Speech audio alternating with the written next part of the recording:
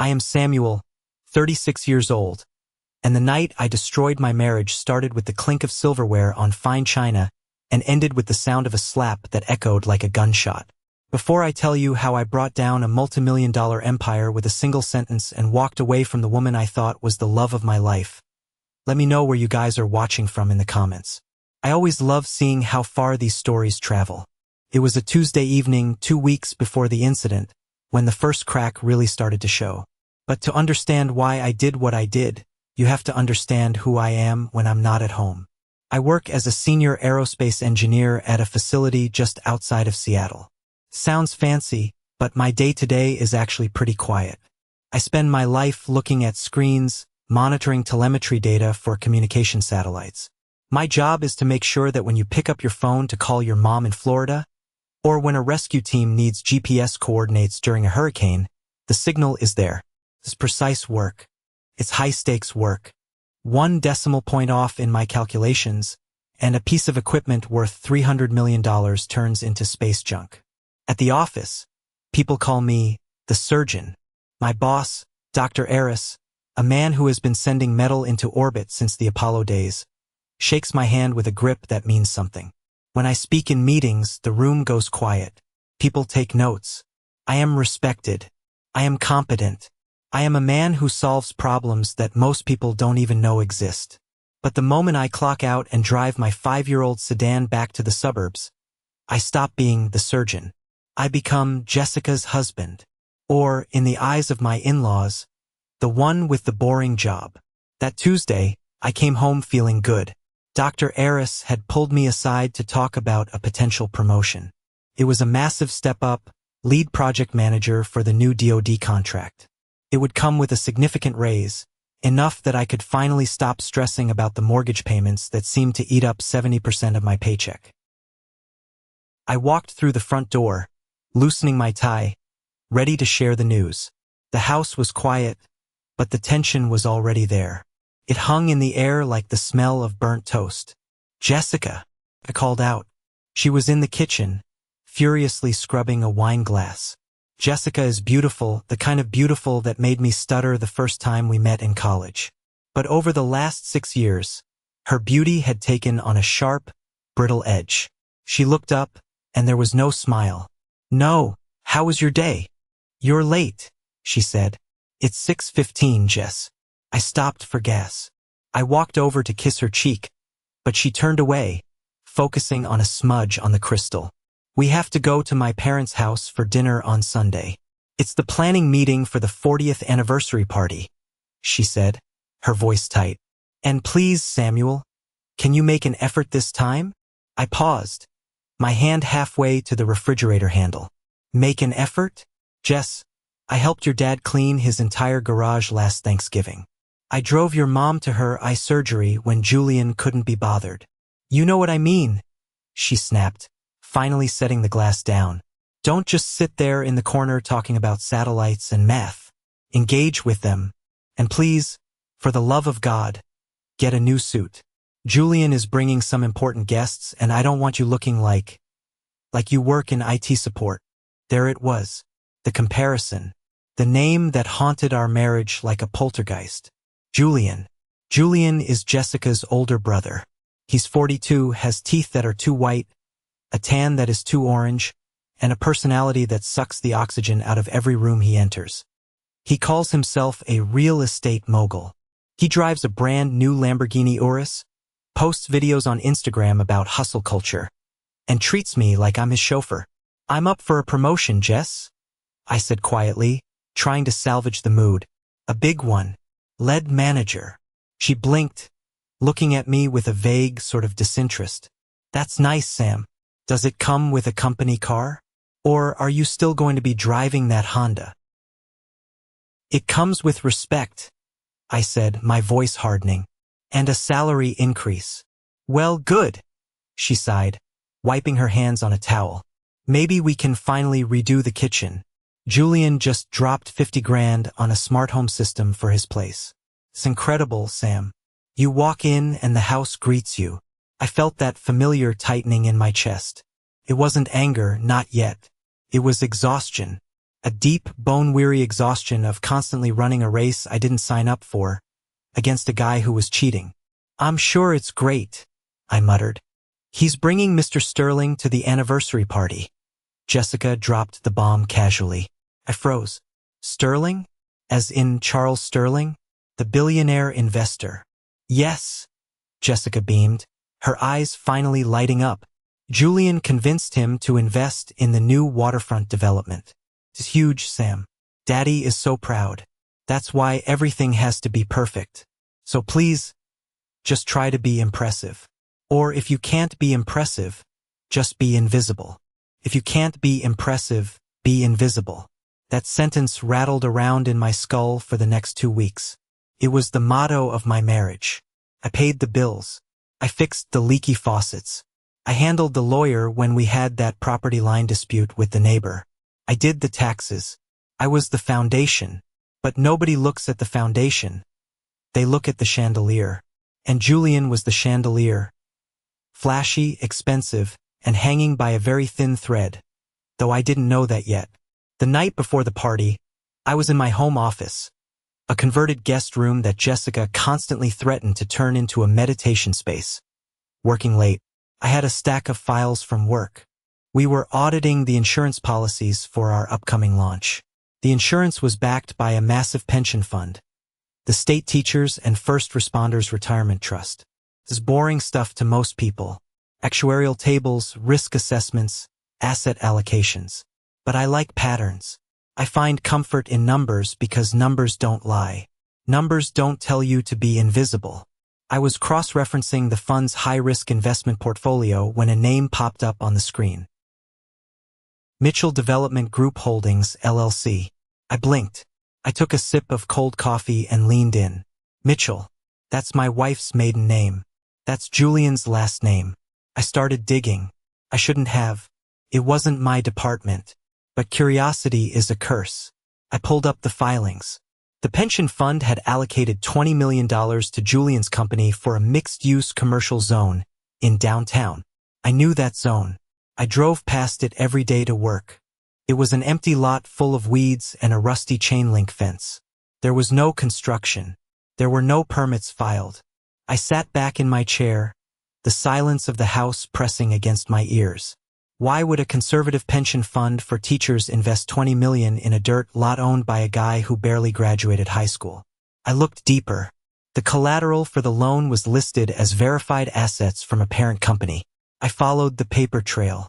It led to a shell company in the Caymans, and then another in Delaware, and finally circling back to a guarantor. Robert Mitchell, my father-in-law. My heart started hammering against my ribs. My father-in-law, Robert, was a retired dentist. He had money, sure.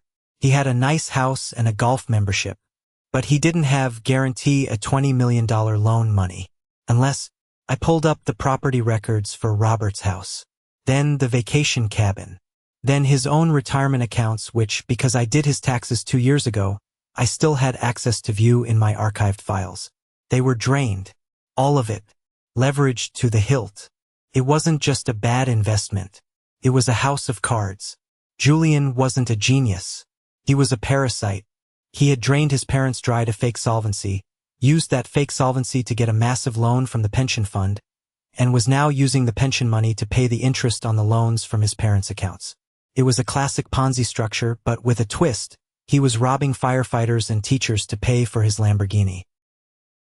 I felt sick. I looked at the clock. It was 2 a.m. Upstairs, my wife was sleeping, dreaming of smart homes and impressing billionaires. She didn't know. Or maybe she did. I closed the laptop.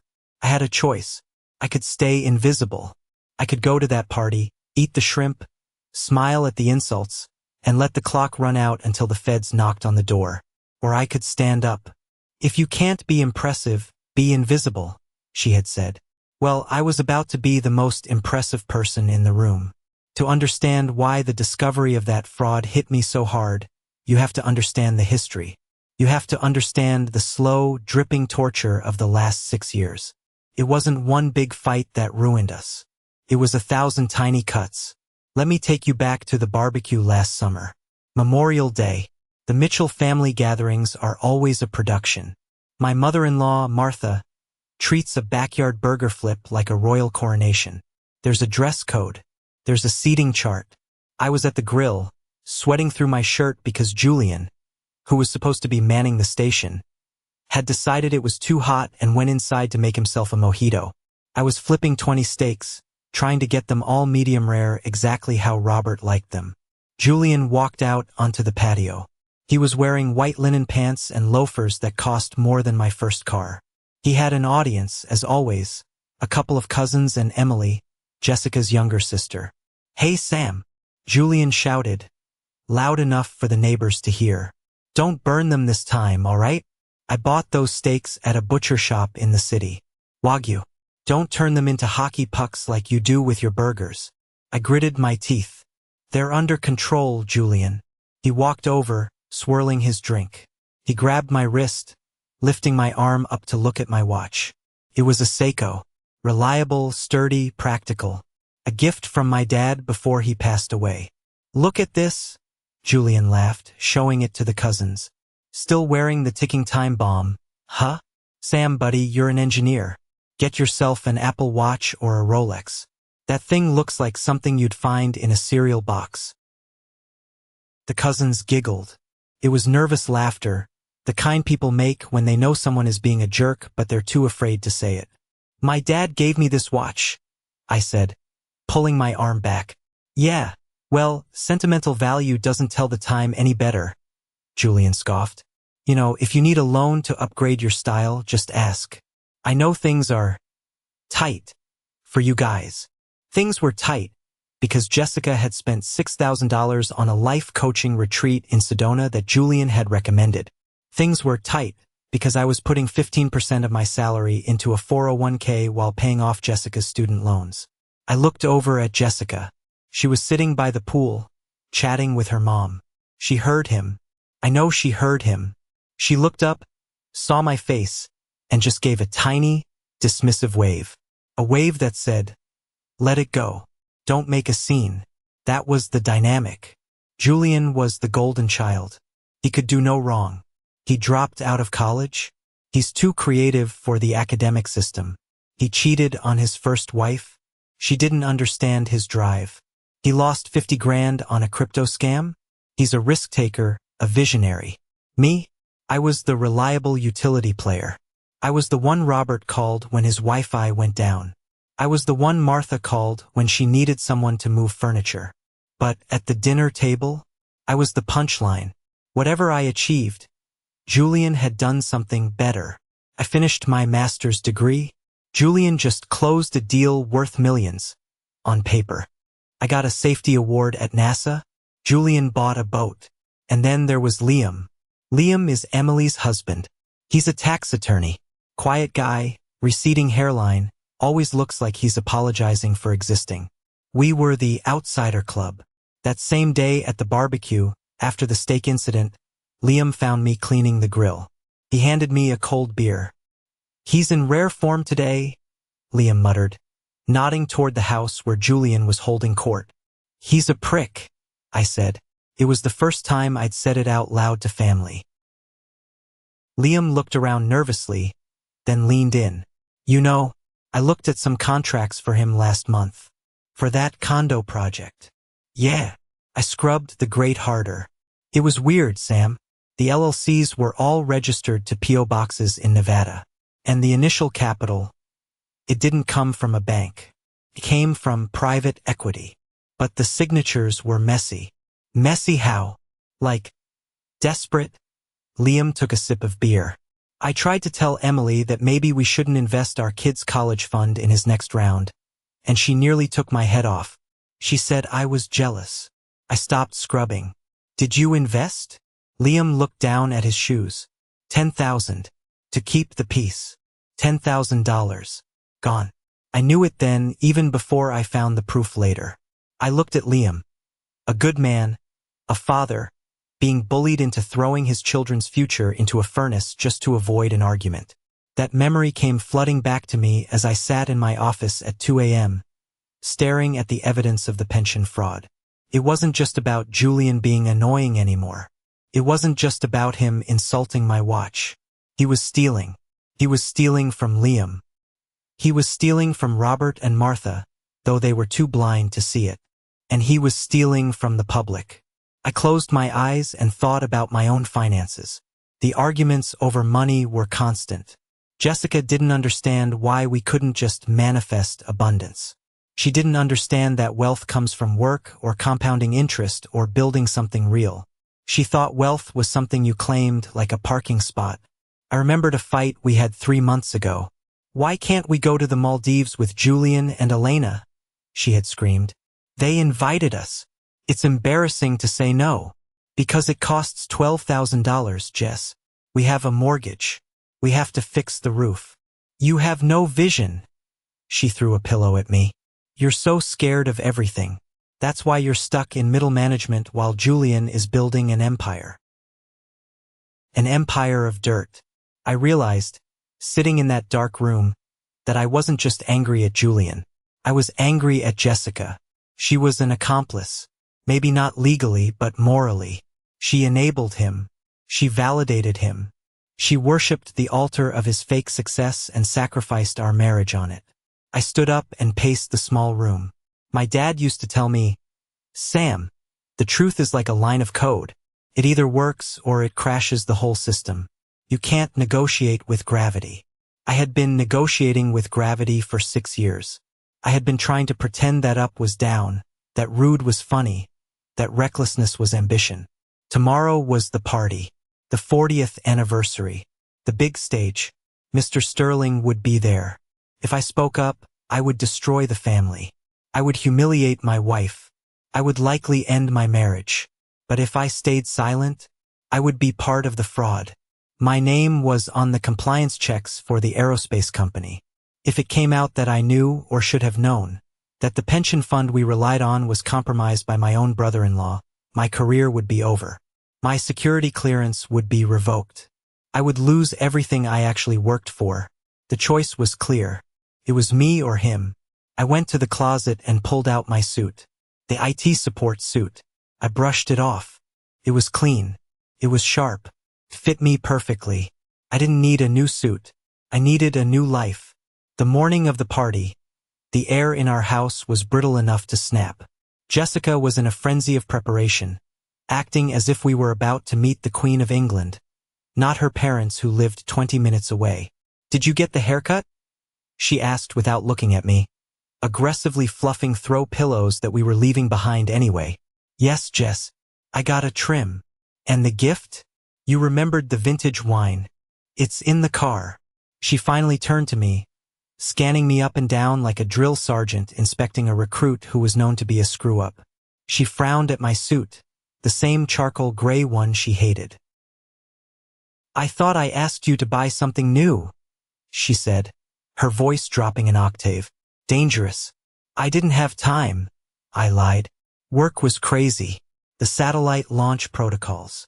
Always the work," she scoffed. "Fine. Just try to stand in the back during the photos. The shimmer on that fabric looks cheap." I didn't say anything. I just picked up the car keys. "Enjoy the view while you can, Jess," I thought. Because after tonight, the only thing you'll be looking at is a subpoena. The drive to Robert and Martha's estate was silent. Jessica spent the entire ride checking her makeup in the visor mirror and texting Emily. I drove with a strange sense of calm. It's the feeling you get right before you pull the lever on a rocket test. The countdown is over. The physics are set. Whatever happens next is out of your hands. We arrived at the house.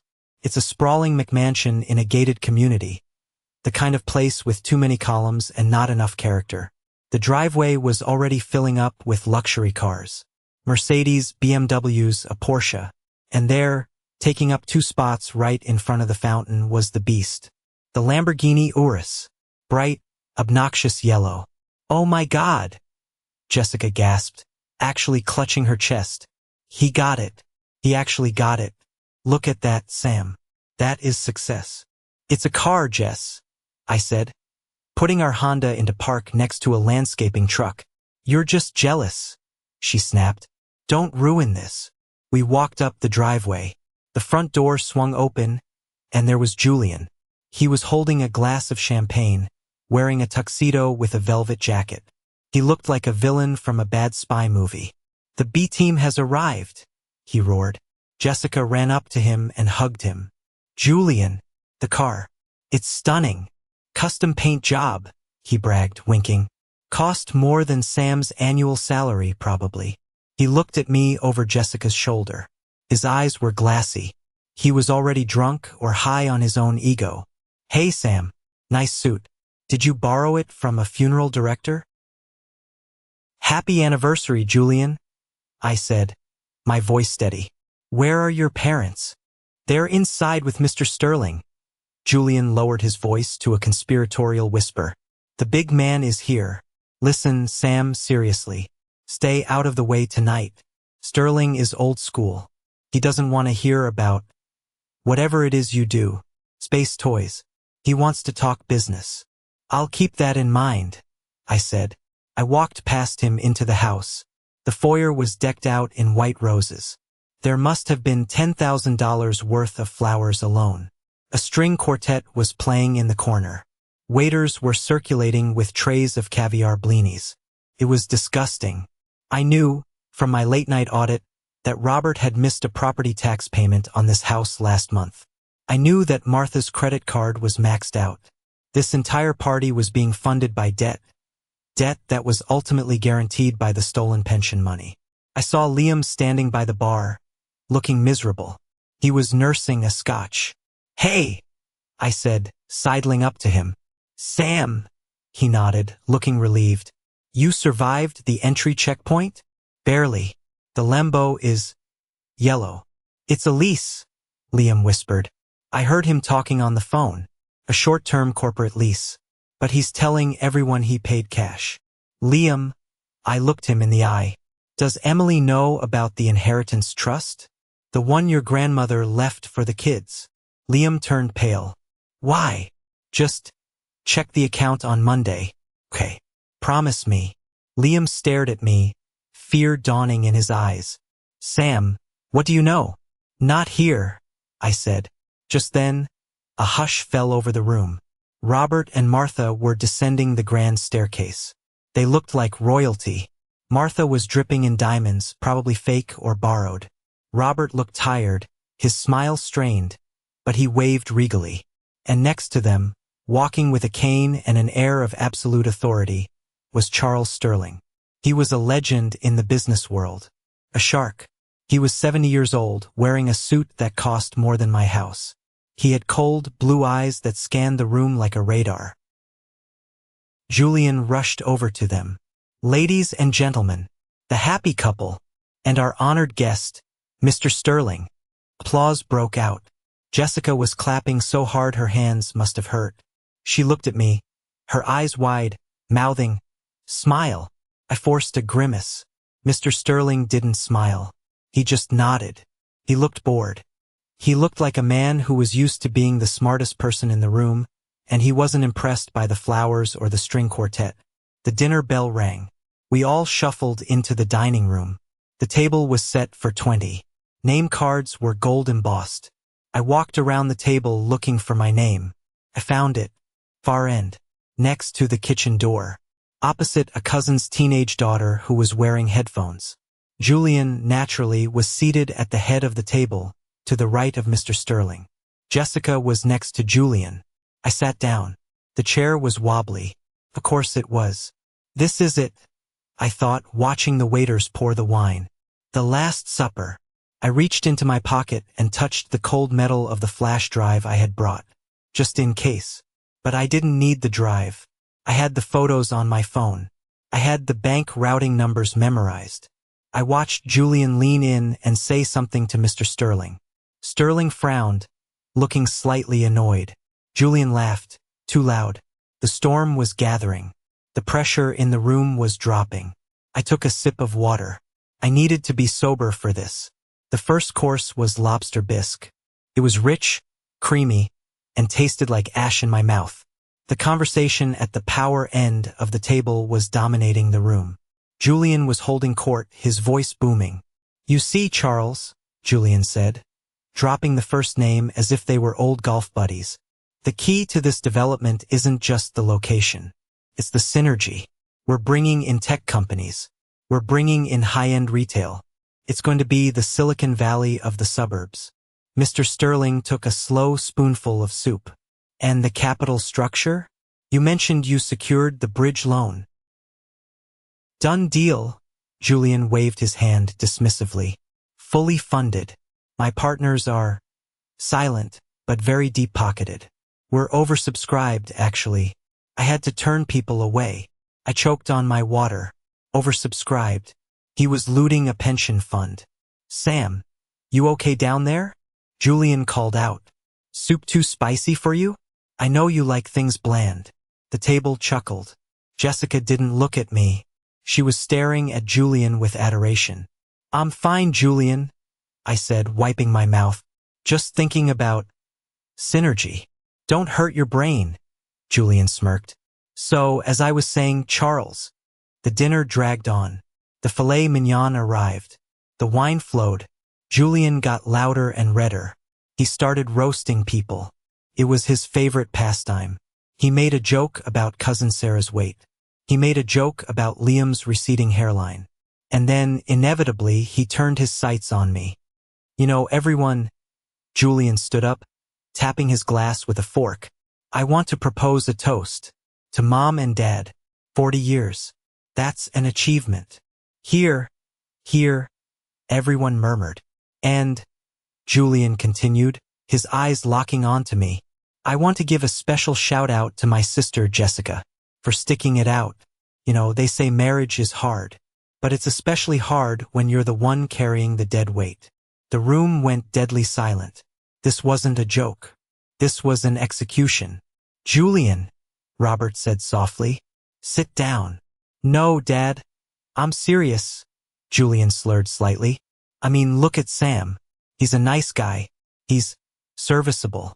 But come on. Jessica Mitchell deserves a king, not a serf. I tried to tell her 6 years ago.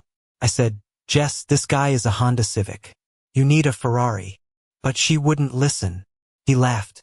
A cruel, wet sound. And look where we are. Sam is still pushing papers at that government job. Still driving that junker. While I'm about to change the skyline of the city. Jess, seriously. It's never too late to upgrade. I've got a friend, a developer from Miami, coming into town next week. Single. Rich. Just saying. My blood ran cold. He was suggesting openly, in front of our entire family and a business investor, that my wife should leave me for his friend. I looked at Jessica. This was the moment. The payoff moment. The moment she would slam her hand on the table and defend her husband. The moment she would say, Shut up, Julian. Sam is 10 times the man you are. I waited. 1 second. 2 seconds. 3 seconds. Jessica looked down at her plate. She picked up her wine glass and took a long, shaky sip. She said nothing. She said nothing. That silence broke something inside me. It wasn't my heart. That had been cracked for a long time. It was my restraint. The chain that held the surgeon back snapped. I looked at Mr. Sterling. He was watching the scene with a look of distaste. He wasn't disgusted by me. He was disgusted by Julian's lack of class. But he didn't know the half of it. Julian, I said. My voice wasn't loud, but it cut through the silence like a laser. Oh, the Civic speaks. Julian mocked, cupping his ear. What's that, engine trouble?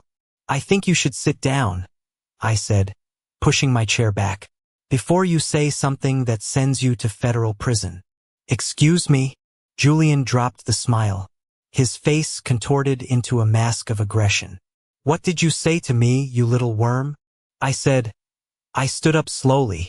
I adjusted my cuffs. I felt incredibly calm. That your partners aren't deep-pocketed. They are the state teachers' retirement trust. And they didn't invest.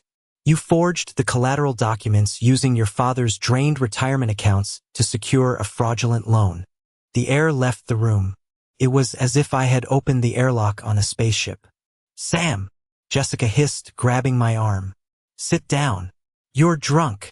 I haven't had a drop, Jess. I shook her hand off. I walked toward the head of the table. Julian looked confused, then angry. You're crazy. Dad, call security. Get this lunatic out of here. I have the files, Julian, I said, stopping right next to Mr. Sterling. I didn't look at Julian. I looked at Sterling. Mr. Sterling, do you check your email on the weekends? Sterling looked at me, intrigued. I do. I just sent you a PDF, I said. It contains the routing numbers for the $20 million that was supposedly transferred to the Mitchell Development Group. If you look at page 4, you'll see the funds were immediately wired to Apex Holdings in the Caymans, and then funneled back to pay off the personal debts of Julian Mitchell, including the lease on the yellow Lamborghini outside. Sterling pulled out his phone. The room was frozen. Julian lunged. Don't look at that. He's lying. He's a jealous, low-level engineer who doesn't know how business works. Sterling held up a hand. One hand, and Julian stopped dead. Sterling scrolled. His eyes narrowed. He swiped. He zoomed in. Then he slowly placed the phone on the table. He looked at Julian. The look was terrifying. It wasn't anger. It was the look a butcher gives a piece of meat. Julian, Sterling said, his voice ice cold. Is this your signature on the transfer authorization? It's creative financing, Charles. It's bridge capital. I was going to pay it back once the pre-sales came in. Julian was sweating now. Rivers of it. You used my name, Sterling said quietly. You told the pension fund I was a co-guarantor. That's how you got the rate. That is wire fraud, Sterling said. That is identity theft. And that is stealing from my reputation. Julian turned to his father. Dad, tell him we're good for it. Robert looked gray. He was clutching his chest. Julian, you said the accounts were safe. You said it was just a liquidity proof. You signed the papers, Dad. Julian screamed. You signed them. Pandemonium. Robert slumped in his chair. Martha started screaming. Elena, Julian's wife, stood up and threw her wine glass at him. It shattered against the wall. And then Jessica stood up. I turned to her. I expected shock. I expected horror. I expected her to run to me. Instead, her face was twisted in pure, unadulterated hatred. You bastard! She screamed at me. I blinked. What? You ruined it, she shrieked, pointing a shaking finger at my face. You ruined the party. You ruined the deal. How could you do this to my family? Jess, I said, stunned. He's a criminal. He was stealing. He was fixing it, she yelled. He had a plan. You're just jealous because he's successful and you're nothing. You're nothing but a boring, miserable little man. She took a breath, her chest heaving. And then she delivered the ultimatum. Say sorry to my brother, right now. Apologize to Julian for making up these lies, or leave my house. Get out. The room went silent again, waiting for my answer. I looked at Julian, who was trembling, wiping sweat off his forehead. I looked at Sterling, who was watching me with a newfound respect. I looked at Jessica, the woman I had promised to love and cherish. I realized then that she didn't love me. She loved the stability I provided, but she hated the person who provided it. She wanted the criminal's lifestyle with the engineer's safety net. I walked over to Julian. I leaned in close. I'm not sorry, I whispered, loud enough for everyone to hear. But you will be, because I forwarded that email to the FBI Cybercrimes Division 10 minutes ago. That was the sentence. The one that destroyed 3 marriages. Julian's knees gave out. He literally collapsed into his chair. I turned to Jessica.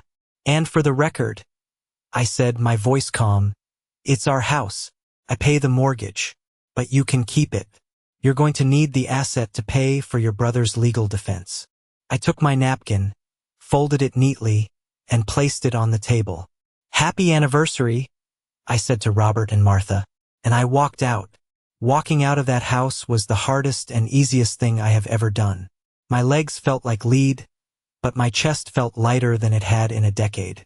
I could hear the screaming starting up again as I closed the heavy oak front door. Jessica's voice, shrill and panicked. Martha's wailing. And the deep, booming shout of Mr. Sterling on his phone, presumably calling his team of sharks to rip Julian apart before the feds got there. I got into my Honda. I started the engine. I didn't look back. I drove straight to a motel on the interstate. Not a hotel. A motel. I needed to be somewhere anonymous. I needed to be somewhere where nobody knew Jessica's husband. I sat on the lumpy bed, staring at the wall. My phone was vibrating off the hook. Jessica, Jessica, Jessica, Robert, Jessica. Unknown number, probably Julian. I turned it off. I didn't sleep. I just sat there replaying the scene. The look on Julian's face when I mentioned the FBI. The look on Jessica's face when she chose the criminal over the truth. The next morning, I turned my phone on. 74 missed calls. And one voicemail from Liam. Played it. Sam. It's a war zone, man. The cops came. Sterling pressed charges immediately. They took Julian away in cuffs at 11 p.m. Robert is in the hospital, minor heart attack, stress-induced. And Jessica? Look, she's telling everyone you hacked Julian's accounts and planted evidence. She's spinning out, Sam. Get a lawyer. A shark. I'm texting you a number. Call him. Now. I called the number. Lawyer. A guy named Davis. I met him an hour later at a diner. Davis was a short, bald man who looked like a pit bull in a suit. I told him everything. I showed him the files. I showed him the financial records of my contributions to the marriage versus Jessica's spending. Okay, Davis said, stirring his coffee. Here's the good news. You're the whistleblower. You're the hero in the eyes of the law. The bad news? Your wife is going to try to burn you down. We need to file for divorce today, on grounds of irreconcilable differences, and let's throw in financial infidelity on her part, given she was funneling marital assets into her brother's Ponzi scheme. She was. I asked, shocked. We'll find out, Davis winked. Discovery is a beautiful thing. The next few weeks were a blur of chaos. The story broke on the local news, then the national news. Local developer arrested in pension fund scheme. Prominent investor Charles Sterling victim of fraud. There was footage of Julian being led out of the police station. He wasn't wearing his tuxedo anymore. He was wearing an orange jumpsuit. He looked small. He looked terrified. The golden child had tarnished. And then the fallout hit the rest of the family. Elena, Julian's wife, filed for divorce 3 days after the arrest. She claimed she knew nothing, which I doubted, but she was smart enough to cut the cord. She took their kids and moved to Aspen. Liam and Emily were next. Liam, emboldened by my exit, finally stood up to Emily. He demanded to see the accounts. When Emily admitted she had given Julian another $50,000 of the kids' college fund just a week before the party, Liam packed a bag. He moved into my motel room for a week before getting his own place. 3 marriages. Gone. But the battle with Jessica was the ugliest. She refused to leave our house. She changed the locks. She sent me emails accusing me of emotional abuse for humiliating her family. But then came the court date for the asset division. I walked into the room. Jessica was there with her lawyer, a family friend who looked out of his depth. She looked terrible. Dark circles under her eyes. She had lost weight. My lawyer Davis laid it all out. The spreadsheets, the receipts, the proof that I had paid 90% of the mortgage for 6 years. The proof that Jessica had secretly withdrawn $40,000 from our joint savings and wired it to Julian over the last 2 years. The judge, a stern woman with no patience for nonsense, looked at Jessica. Mrs. Mitchell Exeter, the judge said, is this true? Did you transfer joint funds to a company now under federal indictment for fraud? I was investing, Jessica cried. It was a loan. He was going to pay us back double. It was theft, the judge said. You stole from your husband to fund a criminal enterprise. The gavel banged. I got the house. Or rather, I got the order to sell the house and keep 80% of the proceeds to recoup my losses. Jessica got her personal car and her credit card debt. She looked at me as we left the courtroom. "I hate you," she hissed. "You destroyed my family." "No, Jess," I said, feeling a strange sense of pity. "Your brother destroyed your family." I just turned on the lights. The months following the divorce were quiet. I moved into a sleek, modern apartment downtown. It was small, but it was mine. No throw pillows I wasn't allowed to touch. No passive-aggressive notes on the fridge. I went to work. Dr. Aris called me into his office the week after the news broke. I was terrified I was going to be fired for the drama. Instead, he shook my hand. "The board is impressed," he said. "You saved the pension fund millions. And you showed incredible integrity. That's the kind of man we want leading the defense contract." I got the promotion. My salary jumped to $185,000. Plus bonuses. I bought a new watch, an Omega, not because Julian told me to, but because I wanted to celebrate my own time. My time was mine now, but it wasn't all victory laps. I was lonely. You don't spend 8 years with someone and not feel the phantom limb when they're gone. I missed the idea of Jessica. I missed the future I thought we were building. I went to therapy. I realized that I had been a nice guy in the worst sense. I had allowed myself to be a doormat because I thought it would buy me love. I learned that boundaries aren't mean. They are necessary. One rainy Tuesday, 6 months after the party, I was at a bookstore. I was looking for a book on orbital mechanics. I reached for a title and another hand reached for it at the same time. I looked up. A woman with kind eyes and messy hair was smiling at me. "Sorry," she said. "I didn't think anyone else read this dry stuff." "I do," I smiled. "I'm Samuel." "I'm Audrey," she said. "I teach physics at the university." We got coffee. We talked for 3 hours. She didn't ask about my car. She didn't ask about my empire. She asked about the stars. She asked about the satellites. She listened. And when I told her about my job, her eyes didn't glaze over. They lit up. "That's heroic," she said. "Connecting people. That's beautiful." It was the first time in 6 years a woman had called my work beautiful. Meanwhile, the wheels of justice were grinding Julian into dust. Mr. Sterling did not forgive. He testified against Julian. He revealed emails where Julian had mocked the senile old man while stealing his money. Robert took a plea deal. He got 5 years for bank fraud, signing the false collateral documents. At 70 years old, 5 years is a life sentence.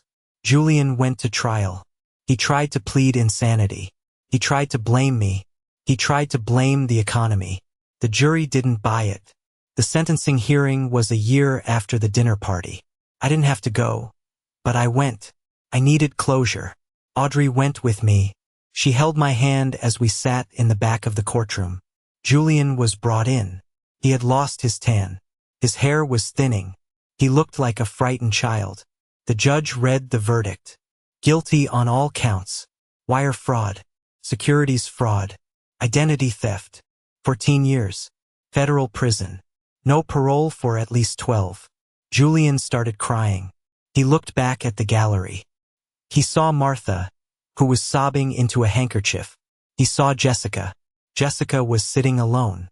She looked older, harder. She was wearing a cheap suit. I heard she was working as a receptionist at a dental office now, living in a small apartment with 2 roommates.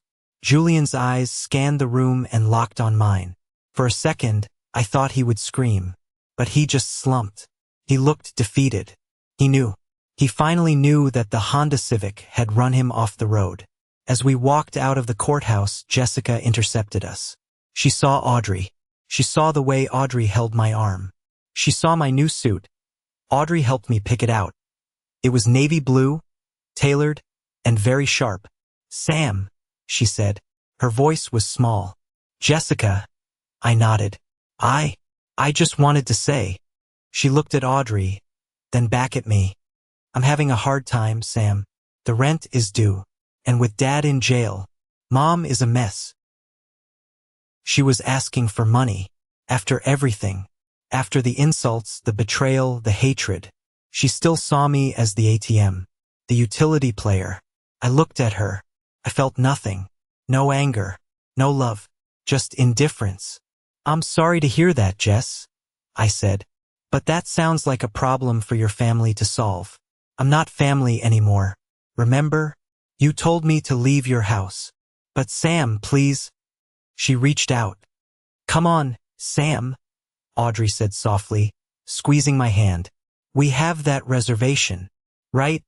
I smiled at Audrey. "Let's go." We walked away. I heard Jessica calling my name, but her voice faded into the noise of the city traffic. A few months later, I was cleaning out some old boxes that had been in storage. I found an old iPad of Jessica's that I had packed by mistake. Curiosity got the better of me. I turned it on. I knew the passcode. I opened her messages. I scrolled back to the dates before the party. I found a text thread with Julian. "Julian, I need another transfer, Jess. The interest payment is due." Jessica, "I can't, Jules. Sam is starting to ask about the savings. He's suspicious." Julian, "Just do it. Once the Sterling deal closes, I'll give you back double. You can finally leave that loser and we'll buy you a condo in the city." Jessica, "Okay, sending it now.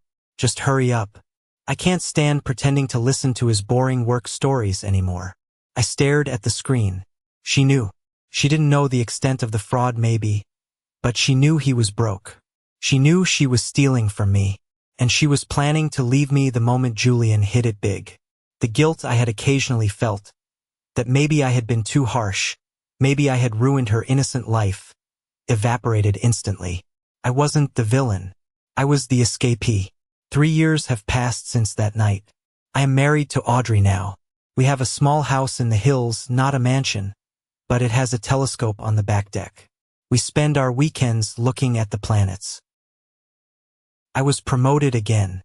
I'm now the director of operations. I drive a Tesla not to show off but because I like the tech. Last week, we were at a nice Italian restaurant downtown. It was our anniversary. I looked across the room and saw a woman clearing tables. She looked familiar. It was Emily, Liam's ex-wife. She looked exhausted, and sitting at a corner table, eating a small bowl of pasta, were Martha and Jessica. They looked like ghosts. Martha was frail. Jessica looked bitter, her face etched with deep lines of unhappiness. They weren't talking to each other. They were just eating, staring into space. I watched them for a moment. I thought about going over. I thought about saying something. But then Audrey laughed at something I said. Her laugh was warm and genuine. "What are you looking at?" Audrey asked. "Nothing," I said, turning back to my beautiful wife. "Just shadows." I realized then that the best revenge isn't anger. It isn't even justice, though seeing Julian in prison was satisfying. The best revenge is a life well lived. The best revenge is finding someone who loves you for who you are, not what you can provide. I took a sip of my wine. Tasted like freedom. Thank you for being patient and walking this road with me. You guys are amazing. Please hit that like button and comment number 1 below so I know you made it to the end. It not only helps more people find this story, but it tells me that my experience meant something to you. Your support is the biggest motivation for me to keep sharing.